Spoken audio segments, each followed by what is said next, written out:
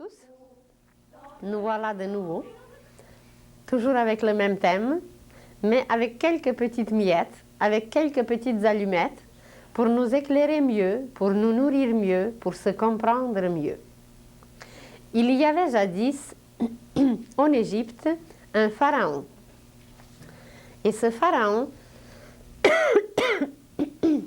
aimait beaucoup punir les humains. Et son pays était rempli de prisons. Il avait des experts, des spécialistes qui inventaient des punitions. Et quand toutes ces prisons étaient remplies, quand tout était déjà fait, alors là, il les prenait lui-même pour les punir. Et un jour, on amène devant lui deux détenus, deux pêcheurs, et comme il n'y avait pas de prison, comme il n'y avait plus de place pour les placer quelque part, il fallait inventer quelque chose bien qui était valable pour les punir. Et il leur présente deux choses. Il leur donne un choix. Il y avait deux. Alors, il présente devant eux un sac de blé et deux poux. Et il leur donne la possibilité de choisir et que ce sac de blé, celui qui va choisir, et que ces deux poux, celui qui va choisir, ils vont les transporter à travers le pays pendant un certain temps. Et voilà, il y avait celui qui était plus rusé, celui qui ne voulait pas trop faire des efforts. Il a évidemment choisi rapidement deux poux et puis il était tout content parce que de porter un sac de blé, c'est trop lourd. Et l'autre, eh bien, il ne lui restait plus rien que de prendre le sac de blé et de transporter à travers le pays entier ce sac de blé qui était très lourd. Mais que voilà, ils commencent leur route et très bientôt, ils rencontrent des paysans. Et celui qui portait le blé, évidemment que c'était pesant, que ce n'était pas facile. Et celui qui transportait les deux poux, eh bien, il sifflait, il chantait, c'était très facile. Et les paysans les rencontrent et ils leur demandent « Qu'est-ce que vous transportez ?» Alors celui qui transportait le blé, il le dit et il lui demande « Peux-tu nous donner un peu de ton blé ?» Bien sûr. Alors il leur donne un peu de blé et son sac est devenu plus léger.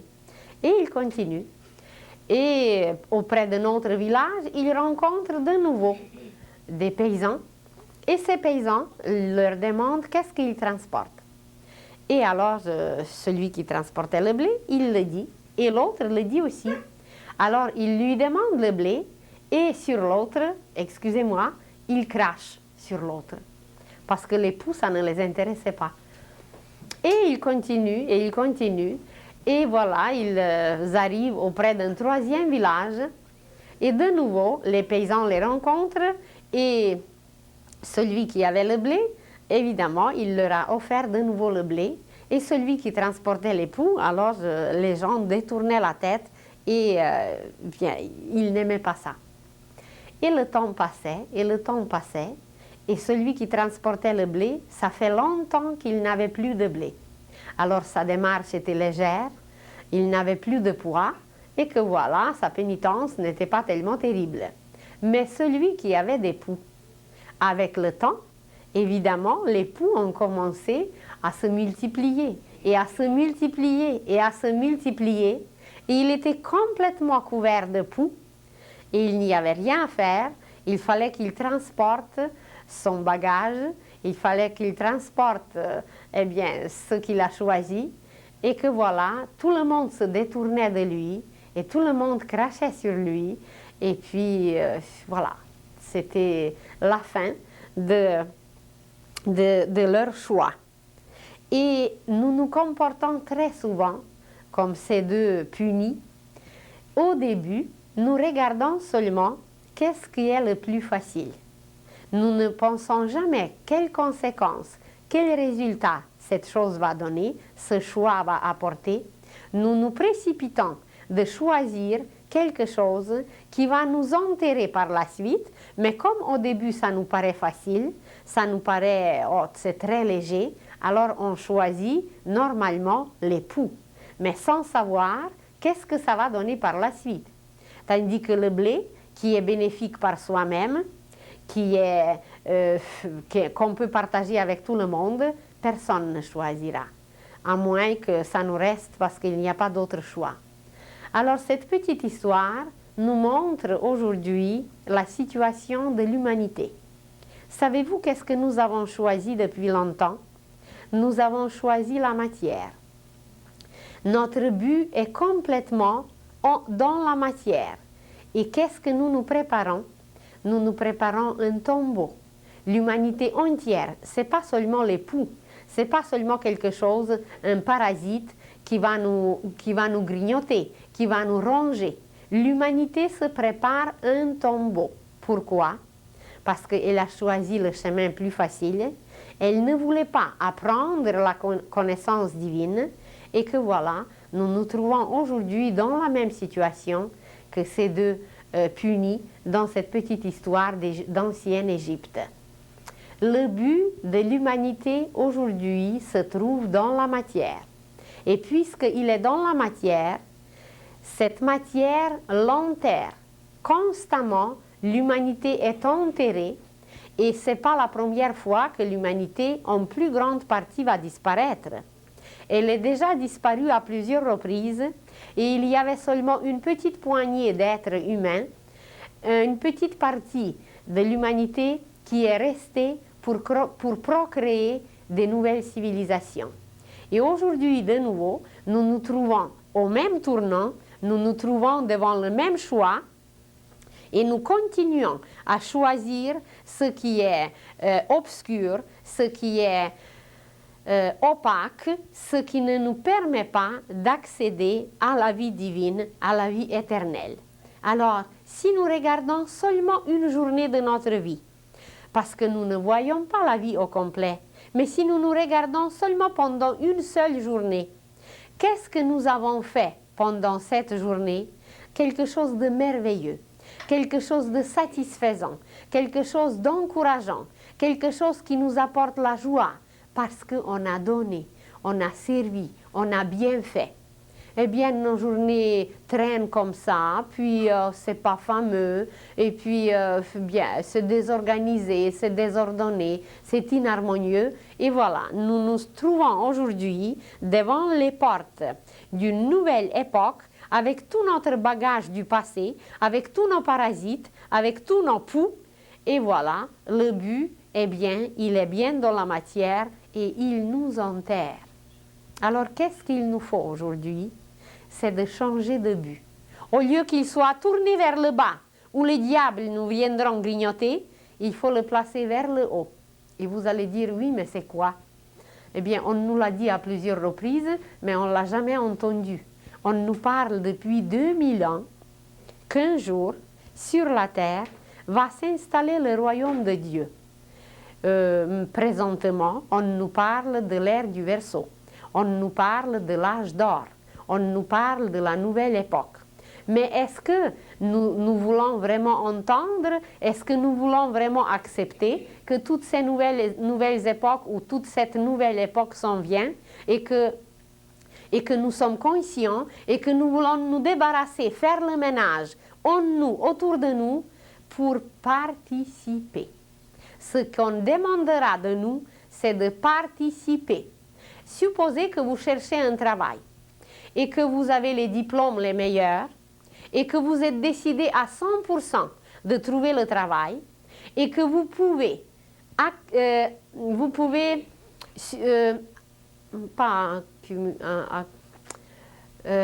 subir, non, il y a un autre mot. Pour la responsabilité, c'est quoi? Assumer. Assumer les responsabilités, mais que vous restez à la maison. Alors, avec vos diplômes, avec votre décision, avec le fait que vous pouvez assumer la responsabilité, si vous n'allez pas au bureau, si vous ne participez pas, et qu'est-ce qu'il vous demande le patron? Quand est-ce que vous pouvez vous engager? Eh bien, si vous restez à la maison, ce n'est pas un engagement, c'est qu'on ne participe pas au travail. Et c'est la même chose pour nous aujourd'hui, envers la nouvelle époque, envers l'ère du Verseau, envers l'âge d'or et envers le royaume de Dieu. Il y a peut-être parmi nous des êtres magnifiques. Il y a parmi nous des êtres qui ont une bonté infinie dans le cœur. Il y a peut-être même certains qui sont assez éclairés dans l'intellect. Mais que voilà, on reste assis, passif, paresseux, et on ne veut rien faire, on ne veut pas s'engager, ça veut dire participer. Et pourquoi dans notre vie courante, on nous demande de s'engager et de participer si on veut arriver à quelque chose, et que pour la vie spirituelle, pour la vie divine, ça ne serait pas la même chose? Il faut se bien poser la question.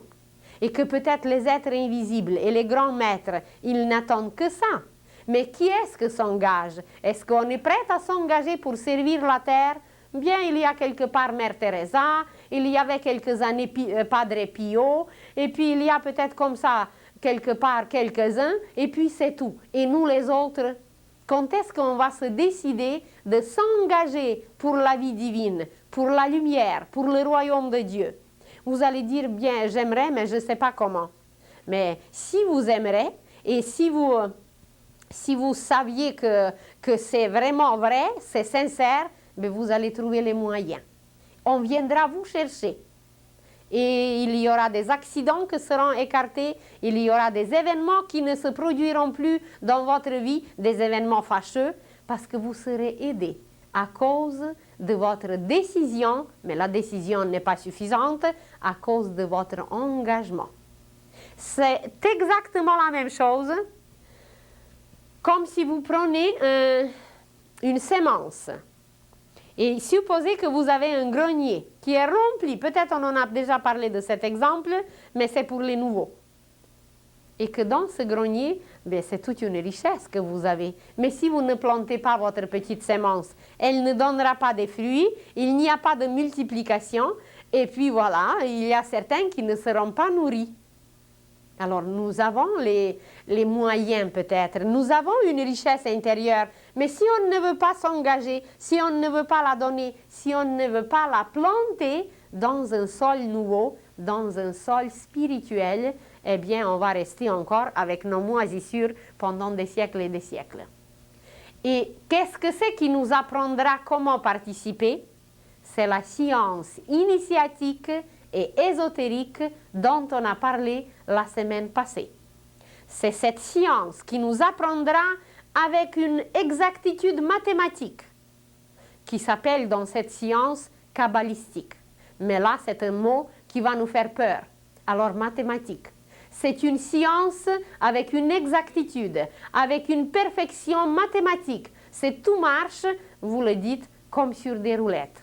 Parce qu'on sait comment faire, on sait comment commencer la journée, on sait comment se lever. Il y a la sagesse humaine, populaire, qui dit, au sujet de quelqu'un qui est de mauvaise humeur, qu'est-ce qu'on dit? On dit qu'il s'est levé de mauvais pieds. Qu'est-ce que c'est qui est caché dans cela? Pourquoi il s'est levé de mauvais pieds? Et quel est le mauvais pied? Eh bien, on va nous apprendre qu'est-ce que c'est de se lever de bons pieds. Et toujours de bons pieds, et toujours commencer la journée comme il faut. Eh bien, on apprendra que le pied droit, c'est la volonté. Et que nous venons sur la terre pour exercer la volonté, pour s'engager, pour participer à quelque chose. Eh bien, le pied gauche, ça ne veut pas dire qu'il est mauvais. Mais quand le pied droit est en avant, eh bien, lui, il reste en arrière. C'est que le pied gauche, il nous transporte bien. Il fait son service, mais il représente l'imagination. Et l'imagination, ce n'est pas la volonté. L'imagination, il faut qu'elle passe par la volonté pour qu'elle soit réalisée, parce qu'autrement, c'est une rêverie, c'est une passivité, c'est une paresse et tout ce qu'on veut. On peut avoir des meilleures idées et des meilleures intentions, et puis rien ne se réalise si la volonté n'est pas là. Alors, de se lever de bon pied, ça veut dire de savoir, de connaître le plan de la journée, de savoir de quoi notre journée doit être composée. Qu'est-ce que nous devons atteindre aujourd'hui? Quelle figue donner? Quel fruit donner? On a parlé des figues la semaine passée. Alors, on apprendra. On a passé presque une année, nous, avec vous. en parlant un tout petit peu, en touchant un tout petit peu la science du soi, connais-toi toi-même, la science ésotérique, mais on n'a rien touché, on n'a rien commencé. La science ésotérique n'a pas de fin. La science ésotérique, c'est la vie. La science ésotérique, c'est Dieu, c'est l'univers. Et puisque nous sommes univers, alors on commencera en sachant qu'est-ce qu'on fait le plus souvent. Bien, on mange. C'est vrai, on mange 3 fois par jour. Mais qu'est-ce qu'on fait encore plus souvent? Ben, peut-être on respire, on dort. Et puis qu'est-ce qu'on fait tous les jours? Ben, on fait du travail. Alors on apprendra peut-être les choses qu'on fait tout le temps. Mais est-ce qu'on sait respirer? Est-ce qu'on sait manger? Est-ce qu'on sait faire ce que nous... Est-ce qu'on sait travailler? Et puis, pour travailler, il faut aimer. Parce que si nous n'aimons pas notre travail, eh bien, c'est une peine.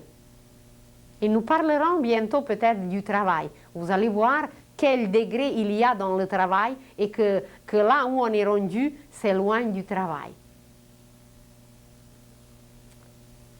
Alors, c'est par quoi commencer? C'est qu'on apprendra comment se lever. Mais avant de se lever, il faut savoir comment dormir. Et pour savoir comment dormir, on va nous apprendre comment se préparer pour le sommeil. Parce que c'est tout un travail qui se fait pendant le sommeil. Il y a le corps physique et éthérique qui reste sur le lit. Et puis il y a la conscience avec le corps mental et sentimental qui s'en vont et qui plongent dans le cosmos. Mais qu'est-ce qu'ils font là? Il faut savoir qu'est-ce qu'ils font. Et il faut se donner un but peut-être pour la nuit. Pas seulement dormir comme ça, comme un animal.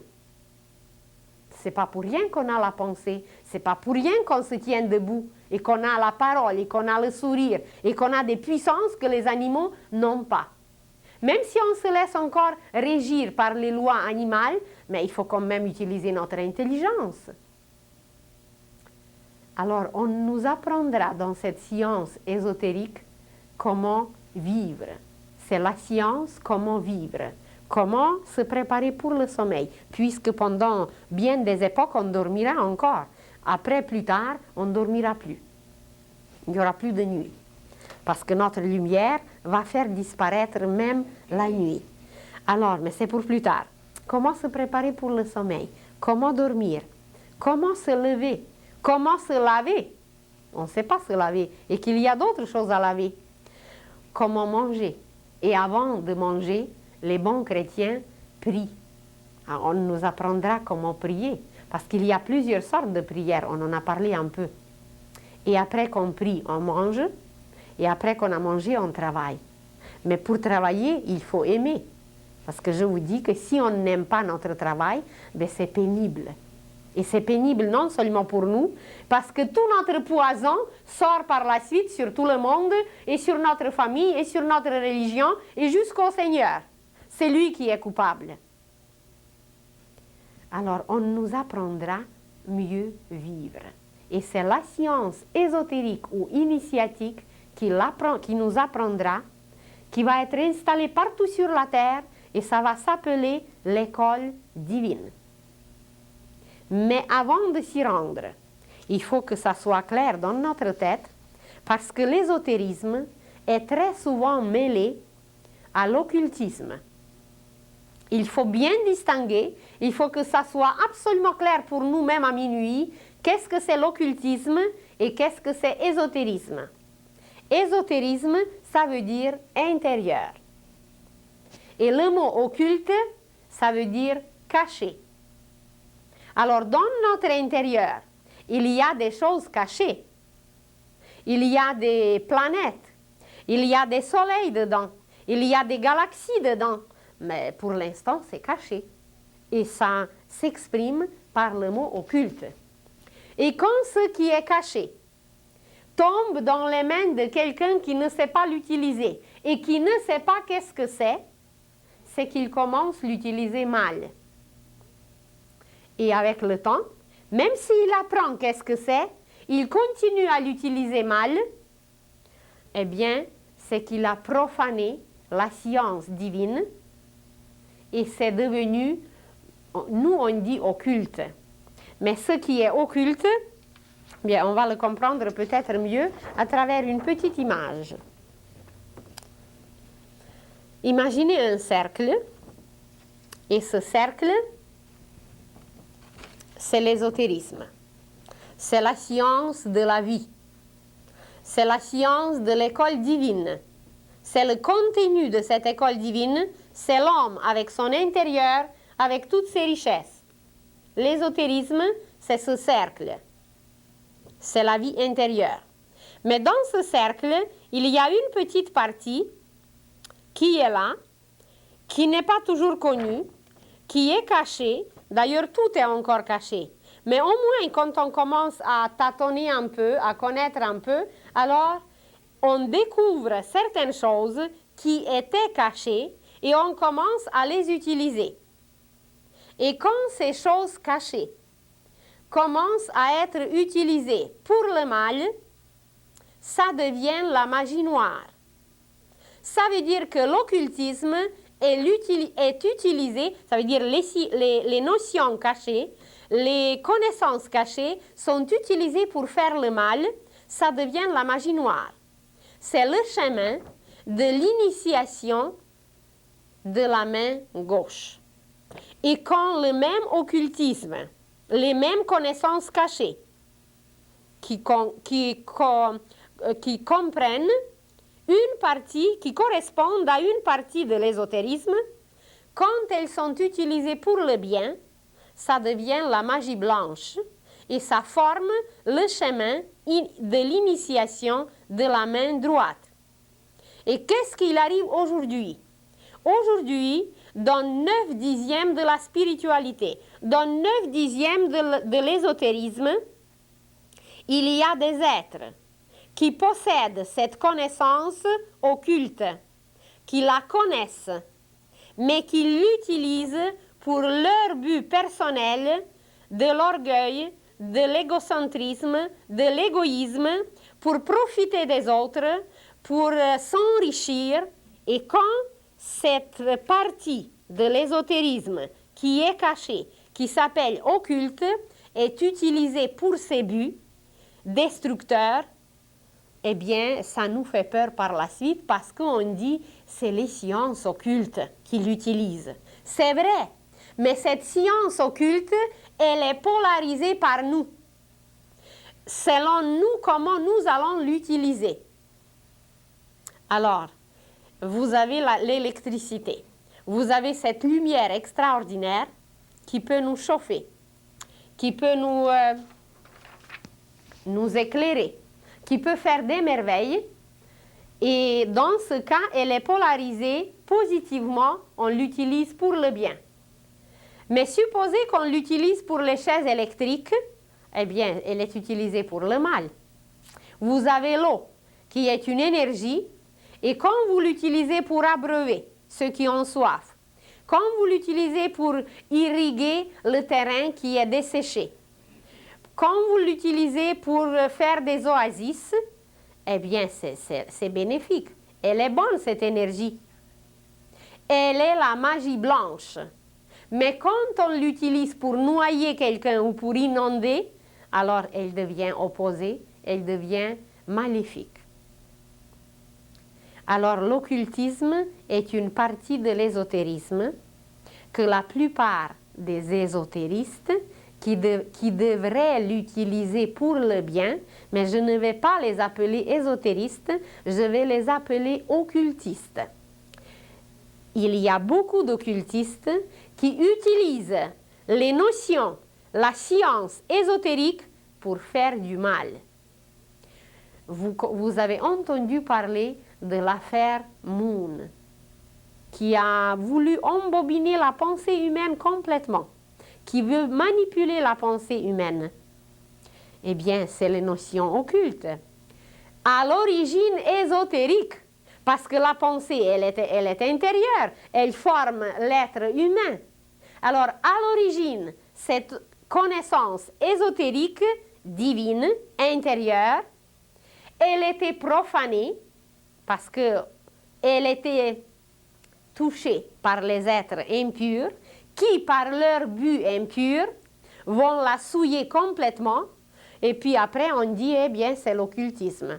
C'est pas l'occultisme, c'est les êtres humains qui polarisent l'ésotérisme et qui le rendent, d'accord, occulte, c'est caché. Ils ne se manifestent pas, ils ne montrent pas leur but. Mais c'est eux qui ont souillé, c'est eux qui ont profané et prostitué parce qu'ils veulent ou manipuler, ou détruire, ou s'enrichir. Alors c'est notre but impur qui rend noir ou blanc cette science, cette énergie, cette lumière. Alors, qu'est-ce que l'occultisme et pourquoi on a peur de l'occultisme? Sûrement que dans plusieurs cas, on a raison. Parce que les humains l'ont souillé. C'est ça qui est la cause qu'on a peur de l'occultisme. Et il faut savoir et distinguer que ceux qui utilisent cette science, la loge blanche comme la loge noire, possèdent la même connaissance. Mais la différence est dans le but. Pour quel but cette science est utilisée? Si quelqu'un va faire des régressions, si quelqu'un va faire l'hypnotisme, si quelqu'un va faire des affaires dont il ne connaît pas les conséquences, parce que peut-être il ne connaît pas le karma ou je sais pas, il lui manque quelque chose, mais qu'il va vous demander tant de dollars ou tant de dollars et qu'il va vider vos poches, eh bien éloignez-vous. Et méfiez-vous parce qu'il y a peut-être une connaissance ésotérique, mais elle est profanée en partant. Et nous la profanons ici, dans la tête, par notre but impur. Et ce but impur, on ne peut pas le voir tout de suite. Ça peut être caché pendant des années et des années. Mais nous avons un autre cerveau qui est le plexus solaire qui va nous le dire. Et si le taux vibratoire ne correspond pas à notre taux vibratoire, nous allons le ressentir dans le plexus. On va avoir, vous allez dire, mal au cœur. C'est là, c'est ce cœur qui nous détermine avec une exactitude si ça nous va ou si ça ne nous va pas. Alors, il faut s'écouter soi-même et non écouter les amis ou les voisins ou ceux qui connaissent encore moins que nous. C'est pas là notre discernement. C'est en nous que nous devons nous demander, est-ce que c'est valable pour moi? Est-ce que c'est bon pour moi? Et au moins d'observer un peu avant de se lancer, avant de se tromper, avant de se salir, il faut apprendre à observer. Et ça nous exemptera d'un occultisme qui est profané, d'une science qui est dans l'origine bonne, mais qui est toujours souillée par les humains. Il y a de telles méditations, il y a de telles écoles, il y a de telles écoles. Mais qu'ils vous diffusent et qu'ils vous distribuent cette lumière et cette connaissance sans vous promettre des grandes affaires et sans vider vos poches. Pourquoi ils ne le font pas tout bonnement? Et puis, quelques années après, je rencontre les mêmes personnes, eh bien, ils sont déséquilibrés comme ça, et ils sont complètement ravagés comme ça, et que voilà, ils ont payé beaucoup, et puis maintenant, c'est la science ésotérique qui est coupable. Alors, le premier coupable, c'est celui qui la profane, et le deuxième coupable, c'est celui qui se laisse profaner par ce but qui n'est pas divin. Alors, il faut avoir un peu de discernement, il faut regarder un peu. Quand vous voulez s'aimer votre jardin, ben vous faites le choix dans vos grains. Vous ne s'aimez pas comme ça n'importe quoi et n'importe comment. Alors, pourquoi de la science ésotérique, on prend et on avale tout n'importe comment, comme des souris, comme des chats qui avalent les souris tout au complet, avec les intestins et la queue et la tête? Ben, il faut regarder un peu. Quand vous choisissez la nourriture, vous faites votre choix. Bien, vous enlevez la pelure et puis vous faites tout simplement, vous prenez seulement ce qui vous va. Et même de ce qu'on a pris, c'est l'organisme après qui sait qu'est-ce qui est valable et qu'est-ce qu'il n'est pas. Parce que notre nourriture, elle est loin d'être convenable. Alors, c'est quoi l'occultisme? L'occultisme, c'est une partie de l'ésotérisme. Ils ne sont pas identiques parce que l'ésotérisme, c'est complet. L'ésotérisme, c'est le cercle au complet. c'est la science divine qui a certains degrés, qui a un centre. Et ce centre, c'est la vérité divine, toujours valable, toujours impeccable, toujours inchangeable. Et de là, évidemment, il y a des rayons, il y a des degrés, il y a des ombres, il y a beaucoup de choses qui s'en vont jusqu'à la périphérie. Et une partie de ce cercle, c'est cette science qui nous est accessible aujourd'hui, qui était cachée à travers les écoles hermétiques, à travers les sociétés secrètes, à travers certaines institutions qui devaient servir de gardiennes pour cette science occulte. Mais aujourd'hui, moi personnellement, je n'utiliserai pas le même terme. Je ne vais pas vous dire que vous apprenez la science occulte seulement à cause qu'elle était profanée. Et dernièrement, on la profane de plus en plus. Alors, l'ésotérisme, c'est une vision complète du passé, du présent et de l'avenir. Tandis que l'occultisme donne certaines notions, mais qui sont séparées du contexte, qui peuvent être utilisées, certainement qu'ils peuvent être utilisés, on peut dominer la pensée, mais celui qui va le faire, il ne voit pas l'avenir et il ne voit pas la conséquence. Celui qui va faire une thérapie par l'hypnotisme, il va avoir les meilleures intentions. On ne peut absolument rien lui reprocher. Mais ce qui peut arriver, comme il ne connaît pas le passé, et comme il ne peut pas aller voir dans le passé, qu'est-ce que lui, il a vécu avec son patient? Supposez que le thérapeute d'aujourd'hui, celui qui va l'hypnotiser, qu'il était son assassin. Tout est possible. Et aujourd'hui, il doit lui rendre service, etc. Et le patient, quand va voir ça tout dans l'hypnose, ben, il va refuser de retourner dans son corps. Puis l'hypnotiste, il ne pourra plus rien faire. Il y a des cas comme ça sur notre continent, tout au long. Alors, l'ésotérisme, c'est une science prodigieuse, une science du passé, du présent et de l'avenir. C'est la science divine qui nous permet de nous connaître, qui nous permet de connaître l'univers puisque nous sommes un univers. Et l'occultisme est une partie de cette science qui est cachée, qui n'était pas toujours dévoilée aux humains, mais présentement, comme on vit la fin de l'époque, comme il y a l'incarnation de toutes sortes d'êtres qui ont possédé dans le passé des connaissances, et vous allez dire, mais quelle est la raison? Quelle est la cause que cette science divine est profanée? La cause est dans nos impuretés. Notre but impur va rendre la science ésotérique occulte et il va servir la magie noire. Et il faut distinguer là aussi que celui qui utilise l'occultisme toujours et toujours pour un but négatif, pour la destruction. Et la terre entière aujourd'hui, elle est dans la destruction. Celui qui ne fait que du mal, consciemment ou inconsciemment, c'est un sorcier. Il n'y a pas d'autre mot, et ce n'est pas seulement s'il est reconnu par le village ou par la paroisse, chacun de nous qui fait constamment le mal et qui le fait consciemment avec un but clair ou inconsciemment, peu importe, c'est un sorcier. Et il utilise l'occultisme, il n'a pas l'accès à l'ésotérisme. Il a seulement cette section qui est disséquée et que voilà, c'est là le vrai sectaire. Parce qu'il n'a pas l'accès à l'universalité.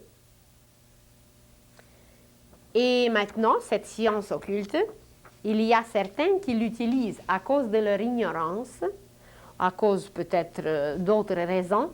Ils l'utilisent une fois pour le bien, mais une fois ça s'échappe, et puis ils l'utilisent pour le mal. Alors ceux qui utilisent ou pour le bien ou pour le mal, ce sont des magiciens.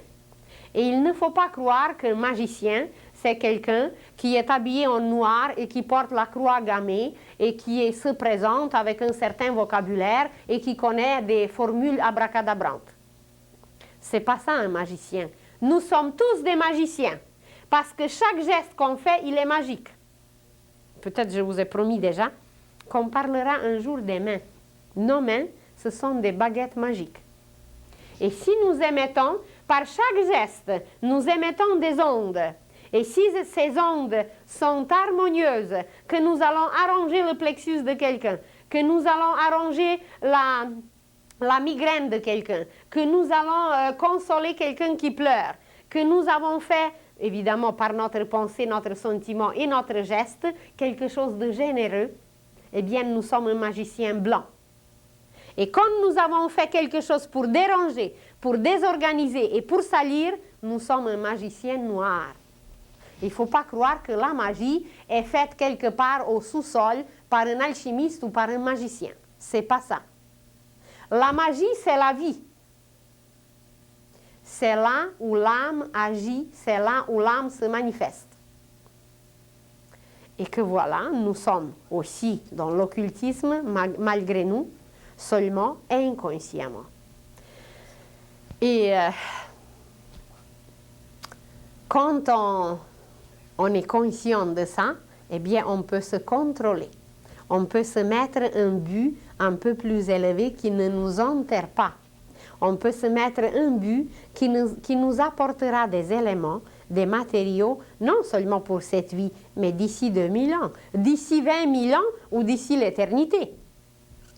Et par la suite, qui est celui qui utilise les matières de l'ésotérisme? Ici, les matières ésotériques, la science ésotérique, qui est celui? C'est un mage. Le mage ne fait jamais de mal. Ici, il utilise tout au complet, mais seulement pour le bien. Alors, le mage, c'est pour le bien, toujours pour le bien.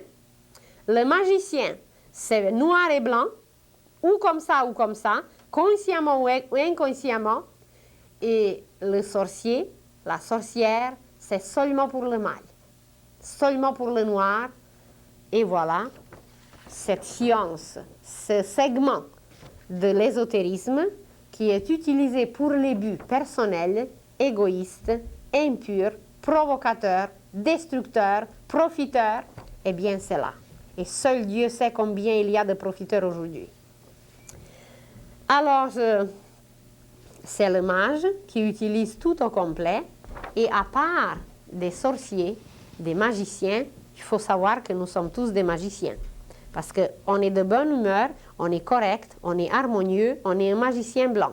On est de mauvaise humeur, on bouscule tout, on est mécontent, on est agressif, on est un magicien noir, non seulement pour la Terre, mais pour l'univers entier. Nos ondes nauséabondes s'en vont jusqu'au bout de l'univers et on a dérangé l'harmonie de l'univers. Et puis on se croit tout innocent et tout correct. Eh bien, c'est ça l'ésotérisme, c'est ça la science ésotérique. Elle va nous apprendre et nous montrer nos saletés et nous montrer nos défauts pour apprendre à se laver et à se purifier. Parce que d'ici quelque temps, on ne pourra plus rester sur la terre si on ne veut pas se laver. C'est fini. C'est comme un enfant. Mais regardez un enfant, vous lui donnez des habits de dimanche. Vous l'habillez tout en blanc et puis il va et il revient, mais presque noir. Eh bien, nous sommes un peu pareils. On nous a habillés dans la lumière et puis on a tout sali, on a tout obscurci et on ne veut rien savoir aujourd'hui. On reste dans la boue. Pourquoi dans la boue? Parce que notre époque s'appelle Kali Yuga. Kal, en sanskrit, veut dire boue. Et c'est là notre but, dans cette boue qui nous enterre.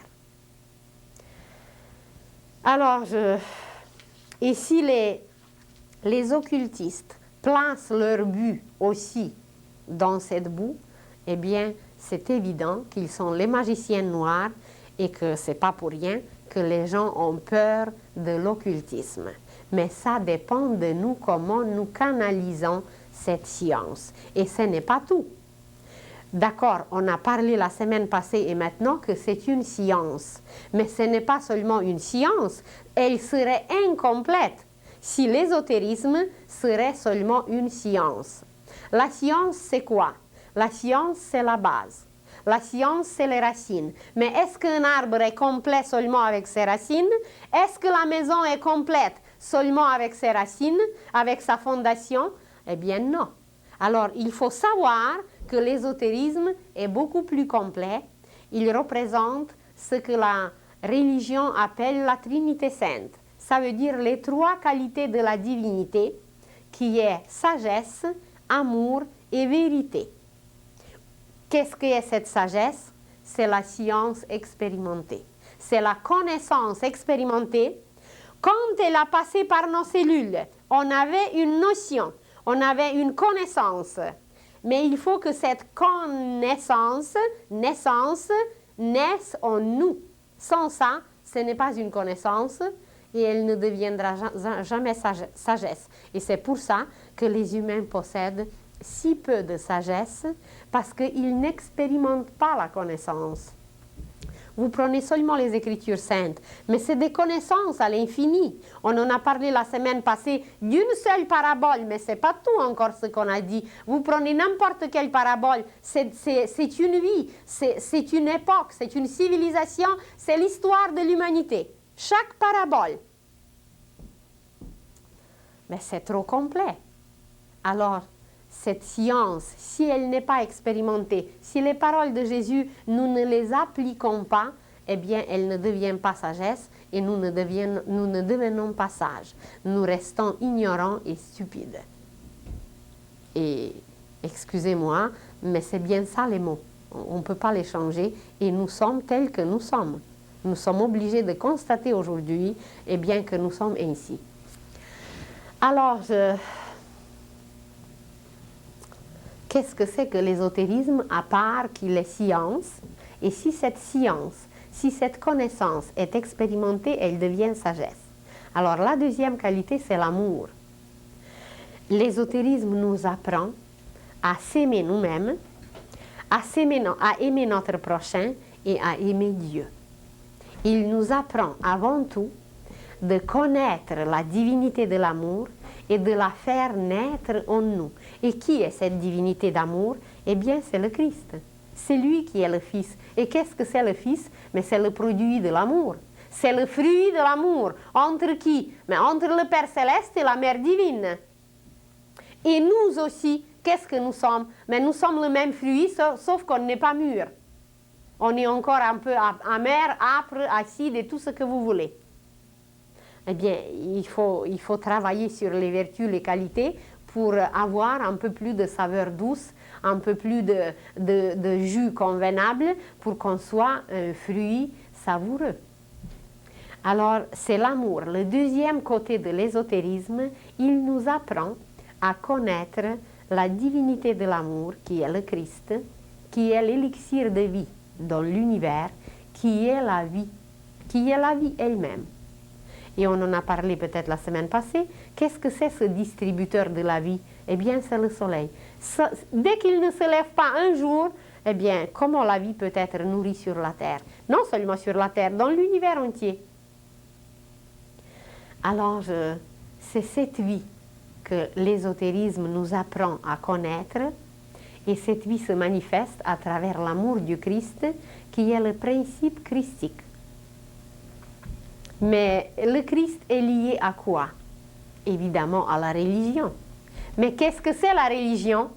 C'est un mot latin qui veut dire relier. Religare, ça veut dire relier. Alors, avec quoi cet amour doit nous relier? Mais avec Dieu, avec le Seigneur, avec le Père. Et le Christ a dit, vous ne pouvez pas aller au Père qu'à travers moi. Mais ça veut dire qu'on ne peut pas accéder à cette vérité divine qui est le chapeau, qui est le sommet, qui est le toit, qui est la cime, si nous ne passons pas par le tronc. Alors le tronc, c'est la religion. Mais ce n'est pas cette religion séparée. Imaginez le tronc où il y a, je ne sais pas, il y a la sève qui circule, mais que le tuyau, le courant qui passe à droite, qu'il va détester celui qui passe à gauche. Parce que c'est arabe, ou parce que c'est bouddhiste, ou parce que c'est ça, ou parce que c'est ça. Imaginez que cette circulation dans le tronc de l'arbre, le tronc représente l'amour, le tronc représente le lien, le ciel et la terre. Les racines, la terre, et la cime, le ciel. Et c'est le tronc qui les lie, c'est la religion. Mais dans un arbre, c'est une harmonie. Autrement, il ne pourra jamais nourrir ses fruits si un courant va détester l'autre, comme nous nous détestons sur la terre. Et non seulement détestant, c'est pas tout, mais exterminer. Il faut les exterminer parce qu'ils ne sont pas comme nous. Mais on ne s'est pas posé la question, mais c'est peut-être le même père qu'on a. Donc on est les fils du même père. Alors, cette conscience extérieure, cette religion extérieure va être remplacée par une religion intérieure, par une religion universelle, ésotérique. Elle n'aura plus de nom. Ça ne sera ni chrétien, ni arabe, ni musulman, ni taoïste, ni bouddhiste, ni rien d'autre. Elle va être intérieure et universelle, unie vers ciel. Ça va nous mener vers le ciel, mais en nous.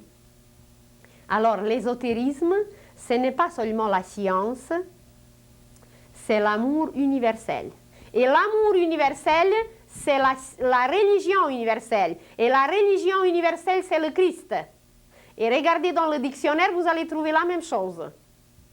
Alors, l'ésotérisme, c'est aussi la religion du Christ.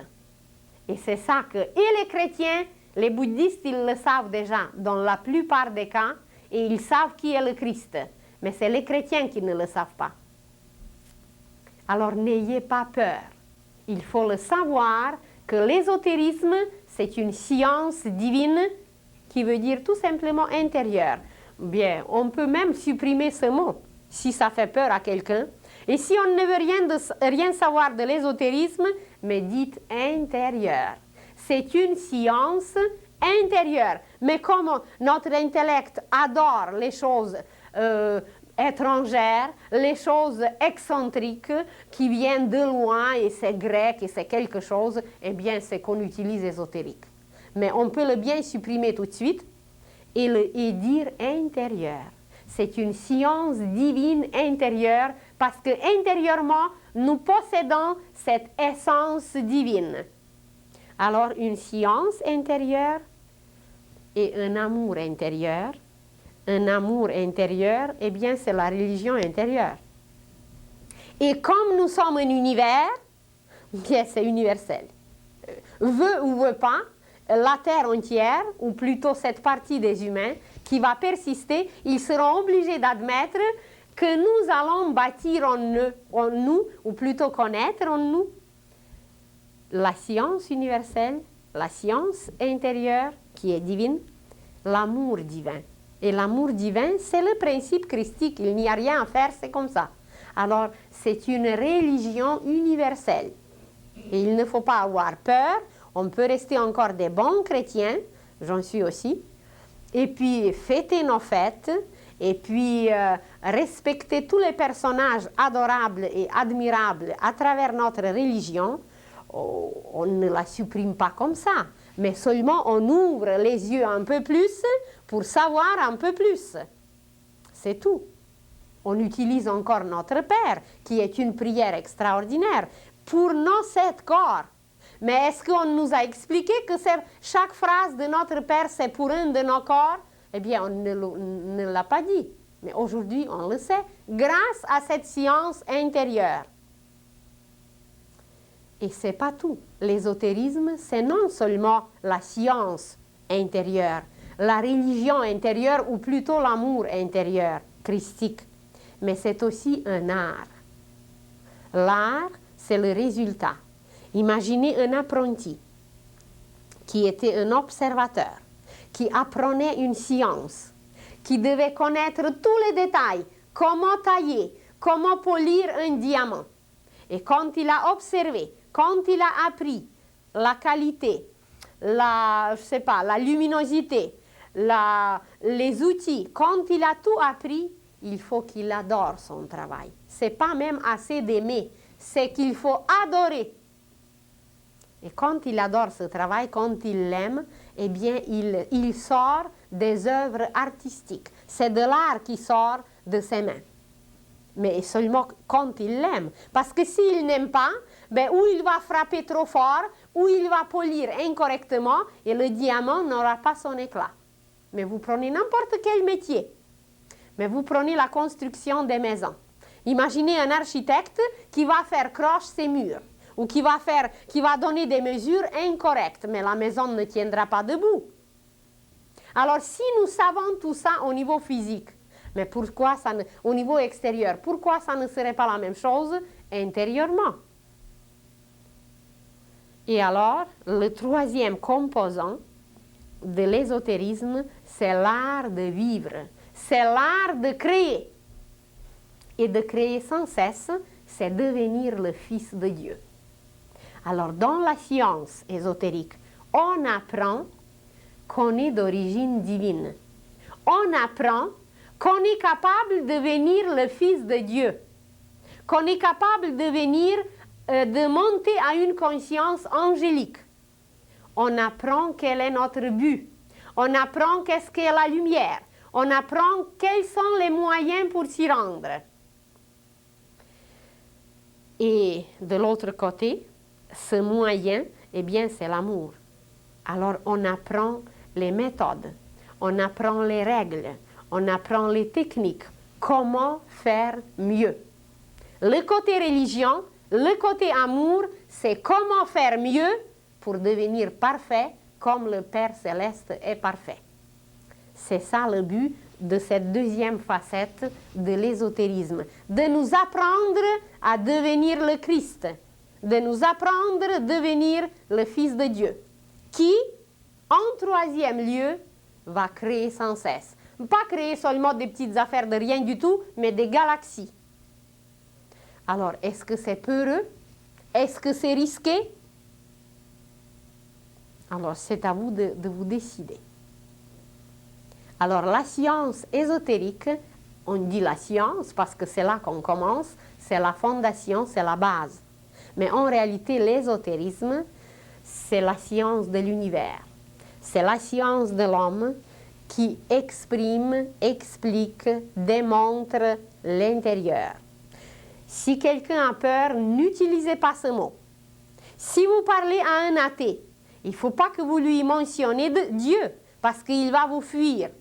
Vous allez dire intelligence cosmique, et ça va le flatter. Il va être tout heureux que vous êtes très d'accord avec lui, que vous n'acceptez pas Dieu. Alors vous remplacez rien, vous lui montrez seulement une autre facette de Dieu, parce que c'est toujours Dieu. L'intelligence cosmique, c'est Dieu. Alors, si vous parlez à un religieux, vous allez parler du Christ, évidemment. Et c'est la deuxième facette de l'ésotérisme. Nous sommes intérieurement Christ, qui est en germe en nous, et nous devons le faire grandir. Et c'est la prochaine fois, justement, qu'on parlera de cela. Comment faire grandir en nous ce germe? Exactement comme vous regardez un germe extérieurement, qu'est-ce qu'il faut pour qu'une sémence grandisse? Eh bien, il faut la lumière, il faut la chaleur, et puis ces deux lui donnent la vie. C'est trois composants. Et voilà, l'ésotérisme aussi a trois composants, exactement comme la Trinité Sainte, comme une maison, comme un arbre. Cette nature triple est partout. Et vous allez dire, et en nous? Mais évidemment, l'esprit, l'âme et le corps. Est-ce qu'elle est triple? Eh bien oui. La tête, le corps et les membres. Alors, l'ésotérisme a sa nature triple, la sagesse, l'amour et la vérité. Les racines, le tronc et l'arbre. La connaissance ou la science, la religion et l'art. Mais pas quelque chose de séparé, c'est complet. Pas quelque chose de sectaire, c'est universel. Soulignez bien ce mot, universel. Uni vers le ciel. Uni avec le ciel. Alors voilà, il ne faut pas avoir peur, il faut savoir que c'est une science de nous-mêmes. Et il faut être fier qu'on vous a révélé aujourd'hui que cette science existe et se diriger pour l'apprendre, pour la connaître avec un but divin, pour qu'elle ne devienne pas cette section occulte que les magiciens noirs utilisent, pour que ça soit une science de lumière, pour que ça soit un amour christique et un art de Saint-Esprit. C'est la puissance de Saint-Esprit qui se manifestera à travers nous et nous permettra de vivre la vérité divine, la vérité du Père, sa perfection. Vous allez dire, c'est pas pour demain, ça ne fait rien, on va le faire même si c'est d'ici l'éternité. Alors, voilà, c'est une autre facette pour nous connaître mieux, pour se décider à nous connaître, pour choisir un but et pour participer, prendre part à la vie nouvelle qui s'installe sur la terre. Comment l'imaginer cette nouvelle vie? Comme un printemps. D'ailleurs, on est là, à la veille. Vous observez comment tout bourgeonne. Vous observez comment tout commence à pousser. Est-ce qu'il y a la science, une science qui peut arrêter le printemps? Il n'y a aucune. Est-ce qu'il y a une religion qui peut arrêter le printemps? Il n'y a aucune. Est-ce qu'il y a un art qui peut arrêter le printemps? Il n'y a personne au monde. Eh bien, ça va être la même chose pour nous. Ce printemps éternel qui doit s'installer maintenant sur la terre, il n'y aura personne au monde qui l'arrêtera. Même si on l'accepte ou on ne l'accepte pas, le printemps va être là. Mais l'essentiel pour nous, c'est d'y participer. C'est de préparer les outils, c'est de se préparer un peu, le vêtement convenable pour faire notre jardin. Eh bien, pour s'aimer ce qu'il y a à s'aimer, parce que le printemps éternel va s'installer sur la terre. Et après, eh bien, on ne sera plus maudit. Le figuier dont on a parlé ne sera plus maudit. Ça veut dire l'esprit ne se retirera plus de lui. Il va être constamment là et l'homme va devenir créateur.